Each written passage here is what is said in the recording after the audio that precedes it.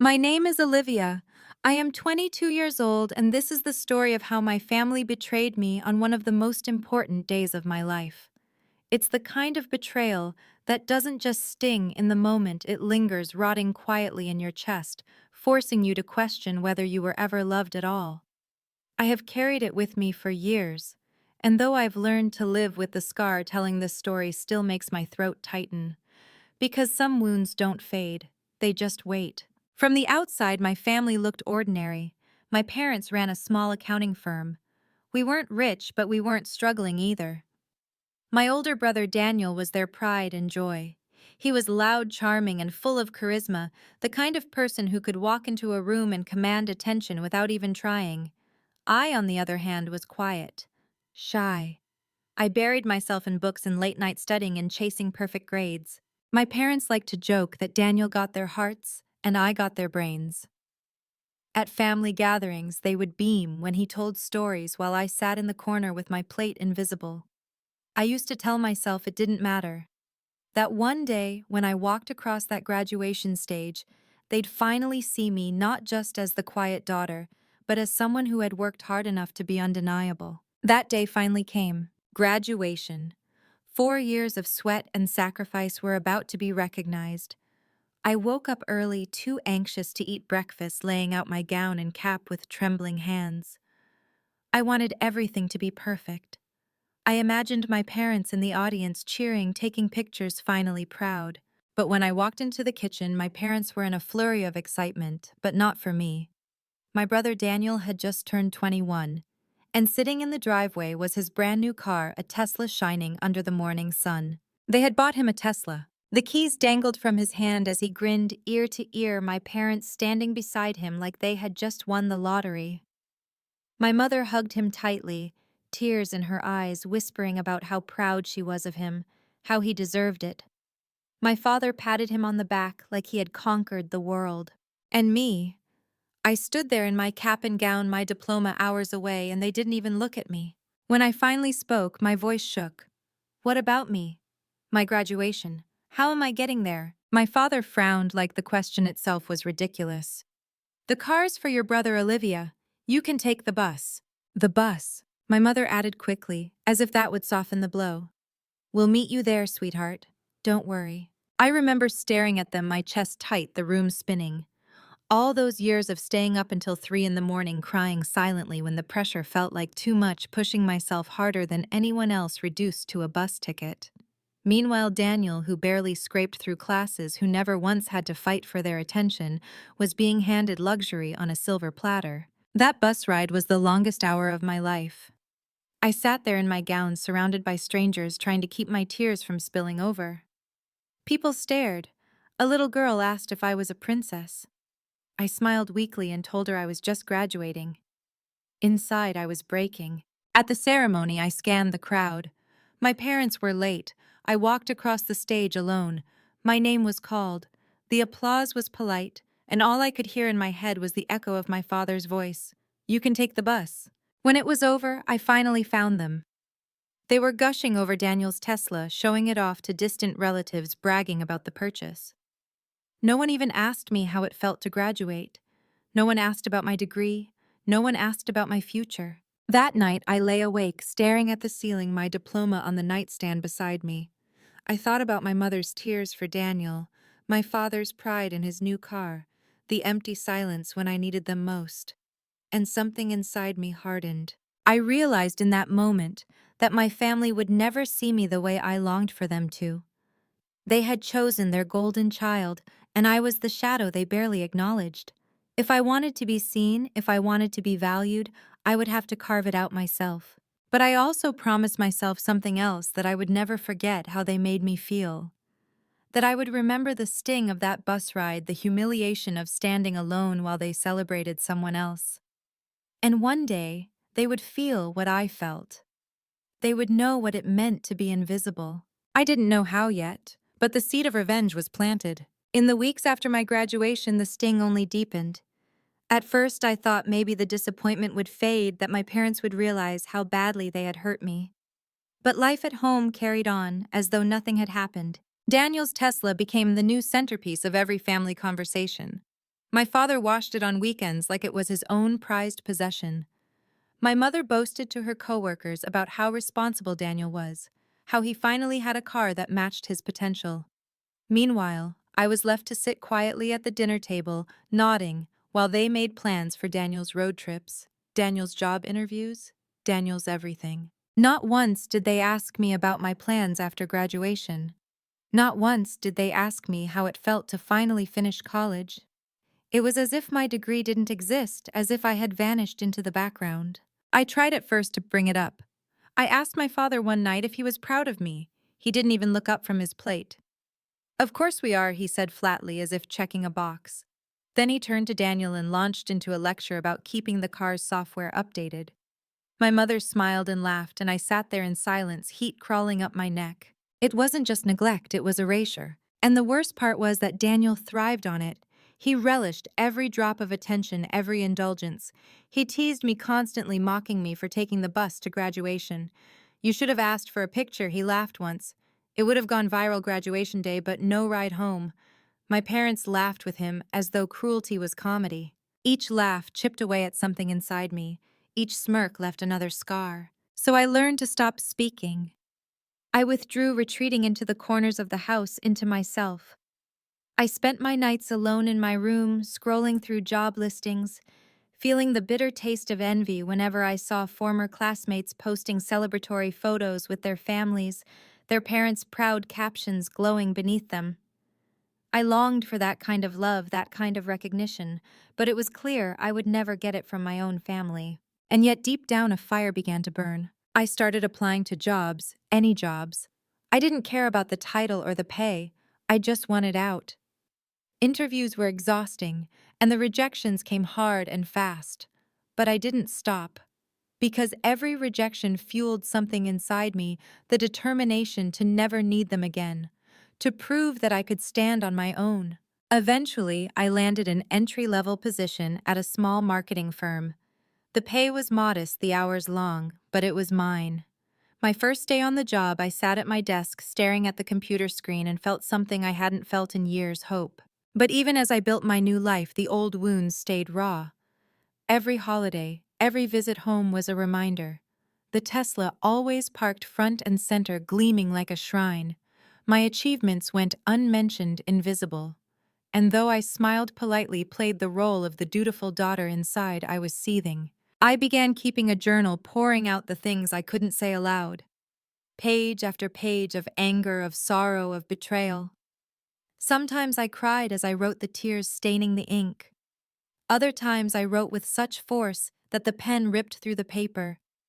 But no matter what, I ended every entry with the same line: "They will regret underestimating me." Because I had decided I wasn't going to beg for their love anymore. I wasn't going to compete with Daniel for their attention. No, I was going to rise so high they would have no choice but to see me. And when that day came, when the tables finally turned, I wouldn't forget. I began working harder than ever. I stayed late at the office, volunteered for difficult projects, taught myself new skills in the quiet hours of the night. I devoured books, online courses, anything that could give me an edge. My coworkers called me driven, but it wasn't drive. It was rage dressed up in ambition. Months turned into a year. Promotions came slowly, but they came. I built a reputation for precision, for innovation. Clients began requesting me by name. For the first time in my life, I felt powerful, not because someone handed me recognition, but because I seized it. And yet, every success was tinged with bitterness. I wanted to share it with someone, anyone. But when I tried with my family, they brushed it off. "I got promoted today," I told my mother once over dinner. She smiled faintly. "That's nice, dear. Did you hear Daniel's planning a trip to Vegas in the Tesla? He's so independent." Independent. The word stung. Independent on the back of their money, their sacrifices, their blind love. While I had clawed and bled for every inch. That night, I lay awake staring at the ceiling and whispered to myself, "One day, they'll know. One day, they'll feel this emptiness they've forced on me." And for the first time, I didn't just believe it, I craved it. 2 years after graduation, I hardly recognized the girl who had ridden the bus in her cap and gown. I had sharpened myself into someone new. I no longer flinched when people underestimated me. I let their doubt fuel me. I had built a reputation at work as someone who never missed deadlines, who solved problems others couldn't, who carried projects across finish lines. And finally, I was promoted to lead strategist, a position I'd once thought out of reach. On the day I received the promotion, my manager pulled me aside. Olivia, she said, you've got a rare kind of grit. You don't just work hard, you work like someone has something to prove. I smiled politely, but her words hit me like a knife to the chest. Because she was right. I did have something to prove. Every spreadsheet, every presentation, every late night hunched over my laptop was my rebellion against that bus ride, against my parents' laughter when they handed Daniel the Tesla keys. That night I called home, my voice bubbling with cautious pride. I got promoted today, I told my mother. There was a pause on the line, followed by her distracted voice. Oh, that's nice, sweetheart. Did you hear about Daniel? He's thinking of trading in the Tesla for the newer model. We're so excited for him. Her words slammed into me like a wall. In that moment, I realized something brutal. No matter how high I climbed, no matter what I achieved, my family's eyes would never turn toward me. They had crowned their golden child, and I was nothing more than background noise. The bitterness festered. I stopped calling home, as often answering texts with curt replies. I buried myself in my work because at least there my effort mattered. But fate has a way of twisting the knife deeper. One summer afternoon, I returned home for a family barbecue. The driveway, as always, displayed Daniel's Tesla like a trophy. My parents fluttered around him, laughing, fussing. He was bragging about his latest escapade, some half-baked business idea he'd convinced them to fund. And then, in the middle of the gathering, my father clinked his glass for attention. "We're so proud of Daniel," he announced, his chest puffed with pride. "He's our future.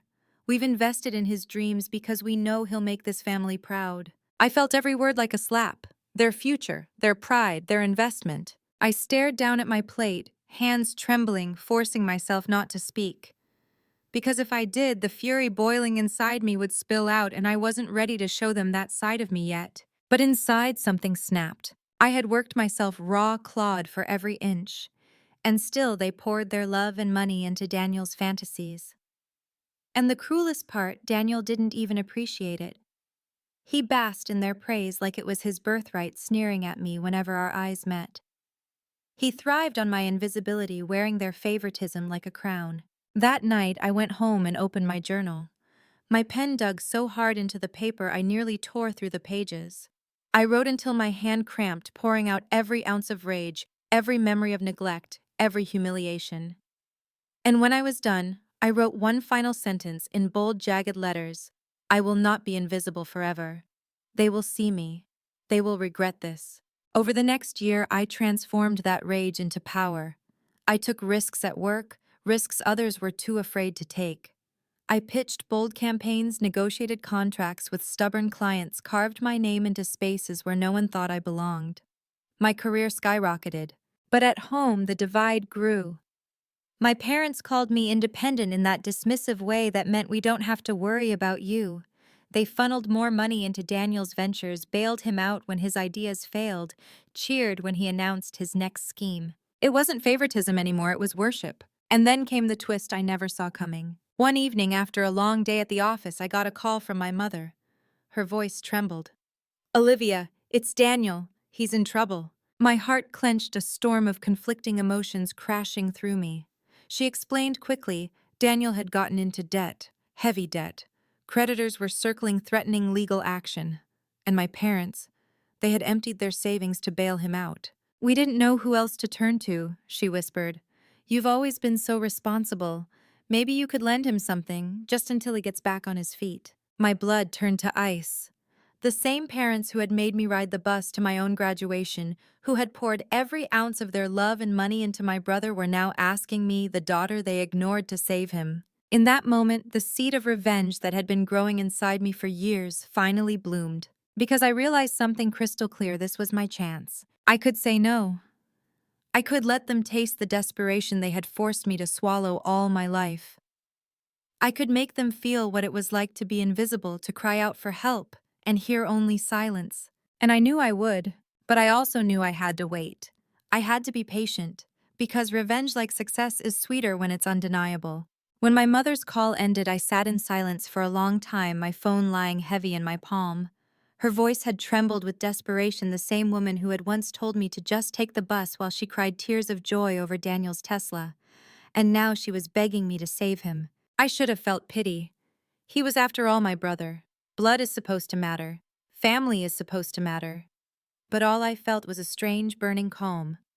Because in that moment I realized the tables had finally turned. For years I had been the one crying silently in the shadows, the one ignored, the one made to feel invisible. And now, they were the ones desperate, the ones reaching out to me, the daughter they had dismissed as independent. They had never worried about me, because they had never needed me. And now they did. The irony was almost poetic. I didn't answer right away. I let them wait. I let their desperation stretch into days. When I finally called back, my father answered. His voice was rougher than usual, stripped of the authority he once carried so easily. "Olivia," he said, clearing his throat. We really need your help. Your brother made some mistakes and the creditors are breathing down our necks. If you could lend him some money just for now, we'd be grateful." Grateful. The word echoed in my head like poison. They had never been grateful when I sat crying in my room exhausted from studying. They had never been grateful when I graduated and had to ride the bus. They had only ever been grateful for him. I inhaled slowly, then exhaled. "I'll think about it," I said coolly, and then I hung up. That night I lay awake, staring at the ceiling, and felt something shift inside me. This was my chance, not just to say no, but to show them. To mirror back every ounce of neglect, every humiliation, every empty silence they had given me. The next week I visited home. The moment I walked in, I could feel the tension. Daniel sat slouched on the couch, his once cocky face, pale eyes shadowed with fear. My parents hovered near him like anxious birds, fluttering hands whispered reassurances. When they saw me, my mother's face lit up with something I hadn't seen in years: hope. "Olivia," she breathed, rushing forward to hug me. "Thank God you came. We knew we could count on you." I let her arms circle me stiff and cold, and when she pulled back, I forced a smile that didn't reach my eyes. So I said, glancing at Daniel, "I hear you're in trouble." He shifted uncomfortably, his bravado gone. "It's just a temporary setback. Business is complicated, you know. I just need a little help getting back on track." I raised an eyebrow. "A little help? How much are we talking?" Silence. My father finally muttered the number and my stomach twisted. It was more than I had made in my first 2 years of working combined. I laughed softly, the sound startling even to me. "You expect me to just hand that over?" My father's jaw clenched. "He's your brother. Family helps family." Family. The word burned in my ears. I remembered the bus ride, the humiliation, the Tesla gleaming in the driveway. I remembered being invisible. And I realized in their definition of family I had never truly been included. I looked my father in the eye. Family helps family. Where was that family when I had to ride the bus to my own graduation? Where was that family when I begged for recognition and you brushed me aside? You want me to save him now? But when I needed saving, you turned your backs. The room fell silent. My mother's lips trembled. Daniel looked down at the floor. My father's face hardened, but there was no authority behind it anymore, only shame. "I'm sorry," I said, finally standing tall. "I can't help you." Their eyes widened. My mother gasped, reaching for my hand. "Olivia, please, if you don't." "If I don't," I cut her off, "then maybe you'll finally understand what it feels like to be invisible. To cry for help and hear silence in return." I turned and walked out, leaving them in their silence, leaving Daniel to taste the desperation that had once been mine. That night I sat by my window, the city glowing beneath me, and felt the weight of years lift from my chest. For the first time I wasn't the powerless one. For the first time I had chosen myself over them. And yet beneath the vindication there was grief. Because revenge doesn't erase the wound, it just shows you that others can bleed too. But still, as I closed my eyes, I whispered to myself, "They will never forget this. They will never look at me the same way again." In the weeks after I said no, the silence from my family was deafening. My phone stopped buzzing with their calls. The texts dwindled to nothing. It was as though I had exiled myself, but the truth was simpler: they had exiled me the moment I chose not to play my part in their script. Word filtered back to me through distant relatives. Daniel's debts had caught up with him. The creditors had been ruthless. My parents, desperate, sold off part of their firm, drained their retirement accounts, and still it wasn't enough. The Tesla, the crown jewel of his 21st birthday, was repossessed. The car that once gleamed in the driveway like a shrine to his golden status was gone, leaving only an oil stain on the pavement. When I drove past the house one weekend, I saw my father bent over the lawn, shoulders slumped, looking older than I had ever seen him. My mother waved at me from the porch, her smile fragile, brittle. Daniel wasn't there. I later learned he had moved into a small apartment across town, working odd jobs, his confidence shattered. Part of me wanted to feel pity. After all, he was my brother. After all, they were my parents. But the stronger part of me, the part forged on that graduation day when I sat on the bus in my gown, could only feel vindication. Because this was the karma they had written for themselves. They had built their entire world around Daniel, poured all their love, their pride, their money into him, and in the end, he had left them with nothing. And me, I had built myself in silence. I had carved out my own future without their help, without their applause. I stood taller now, not because they finally saw me, but because I no longer needed them to. But here's the truth, no one tells you about revenge. It doesn't taste sweet for long. There were nights I lay awake, staring at the ceiling, the memory of my mother's trembling voice replaying in my head. There were mornings when I caught my reflection in the mirror and wondered if I had become too much like them, cold, dismissive, blind to the cries of someone else's pain. Because yes, I had proven my point. Yes, I had shown them what it felt like to be invisible. But I had also inherited their silence, their cruelty, their ability to turn away when someone begged for help. Revenge gave me power, but it did not give me peace. The peace came later, quietly, when I stopped expecting. Apologies, stopped waiting for recognition, stopped craving love that was never freely given. The peace came when I realized my worth was never theirs to bestow, it had always been mine to claim. Sometimes when I walk through the city on my way to work, I see young women in caps and gowns, their parents fussing over them, taking pictures, holding flowers. My chest aches, but not in the same way it once did. Because I know now that my story is different. My scar is different. And scars, I've learned, are not signs of weakness. They are proof that you healed. To this day, my parents and I are cordial but distant. We talk on holidays, exchange polite updates, but the warmth is gone. With Daniel, the silence is heavier. He avoids me, maybe out of shame, maybe out of resentment. Sometimes I wonder if we will ever find our way back to each other, but I don't dwell on it. Some wounds close, some never do. What I do dwell on is the lesson. If you are listening to this, if you have ever been invisible in your own family, if you have ever cried for recognition that never came, let my story be your reminder you do not need their approval to be enough. You do not need their applause to have worth. You do not need their love to survive. I spent years thinking my family's betrayal had broken me, but in truth it carved me into someone stronger, someone undeniable. And though revenge did not heal me, it taught me that I could endure, that I could rise, that I could write my own ending. So here it is, my ending spoken directly to you. People can overlook you. They can diminish you. They can pour their love into someone else while leaving you with scraps. But they cannot erase you. They cannot define you. And they cannot silence you unless you let them. I refuse to be silent. If my story resonated with you, if you've ever carried the sting of being invisible, I want you to know you are not alone. And if you believe these words might help someone else, share them. Share this story so no one else feels as invisible as I once did. Like this video if it touched you, subscribe. If you want to hear more truths like mine, and leave a comment. Tell me your story because your voice deserves to be heard. Because in the end, that's what this is all about, finding strength in the scars and making sure no one has to heal in silence.